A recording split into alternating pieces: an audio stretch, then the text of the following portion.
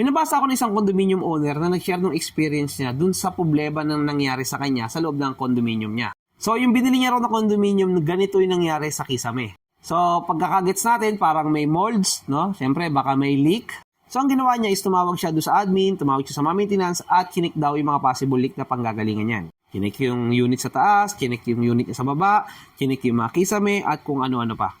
And pati yung kisame na yon is buo daw yun, pinalitan din daw. Di ko lang alam kung sino yung gumasos dyan or party pa rin ba ng back job nung kanyang contractor or nung developer ng condominium.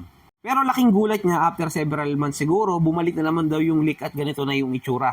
Medyo sakit lang ng ulo yan guys, alam niyo bakit? Kasi kapag sakasakaling sa'yo nangyari yan, tapos naiinis ka na kunyari sa developer mo, no? Hindi nila susolusyonan talaga. Yung ibang mga owner ng mga condominium, sila na yung nag-resort na sila na yung magpagawa sa labas ng mga magagaling nilang kakilala. Ang problem niyan is paminsan, hindi po ganun kadali magpapasok ng worker dyan, kahit nakakilala mo yan, tatay mo, or pinsan mo man yan dahil may mga permit pang kakailanganin or documentation. Siyempre, hassle yun. Pangalawa, may mga clause po sa mga kontrata na bawal mong galawin yung isang specific bagay sa loob ng bahay na ikaw gagawa dahil possible daw na ma-void yung warranty. Nangyari sa akin yan guys dati, pinakilaman ako yung kuryente namin. Ako yung sabi ko sa electrician namin, ayusin mo, gawin mo to ganito. Huwag natin tawagin yung sa back job, ang tagal-tagal. So nangyari, na-void yung warranty namin. Di ko lang sure ngayon kung may problema pa rin sa condominium. Pero sa comment section makikita nyo, yung mga tao nagtatalo-talo kung yun daw ba ay gawa ng leak ng tubig or may patuloy pa rin daw na nag-leak na tubig doon or problema daw yon ng tungkol sa molds or molds problem daw ba yon.